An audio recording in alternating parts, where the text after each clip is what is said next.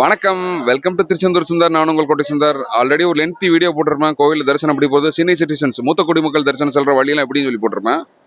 இப்போ தனியாக ஒரு வீடியோ வர போடுறேன்னு சொல்லியிருந்தேன். இப்போ அந்த வீடியோ அதுக்கான வீடியோ தான் இது. இப்போ பின்னாடி நிற்கிறேன் பார்த்தீங்களா, இதுதான் வந்து இந்த மூத்த குடிமக்கள் செல்ற வழிக்கு பார்த்தீங்கன்னா டேக் இங்கே தான் கொடுப்பாங்க. இங்கே டேக் இங்கே தான் கட்டி விடுவாங்க. அதுக்கு நீங்கள் காமிக்க வேண்டியது என்னென்னு கேட்டால் ஆதார் கார்டு காமிக்கணும். அது என்ன வேணும்னா 60 வயசுக்கு மேலே இருந்தால் தான் வந்து டேக் கட்ட முடியும். கூட ஒரு ஆள் வந்து துணைக்கு போகலாம். அந்த தரிசனம் எப்படி உள்ளே போகிறோன்னு சொல்லி நான் காமிக்கிறேன் வீடியோவில். இப்போ இந்த கருணை கடலை கந்தா போட்டு அந்த போர்டு இருக்கான், அப்படியே காமிக்கிறேன் பார்த்துங்க. வரிசையில் நிற்கிறாங்களா மூத்த குடிமக்கள் எல்லாம்.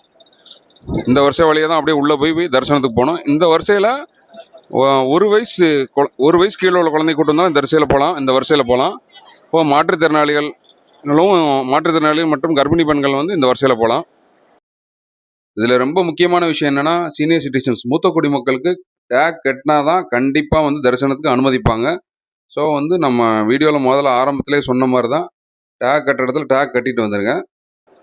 திருச்செந்தூருக்கு வர உங்கள் ஃப்ரெண்ட்ஸ் அண்ட் ஃபேமிலிஸ்க்கு இந்த வீடியோவை ஷேர் பண்ணி விடுங்க. நன்றி, வணக்கம்.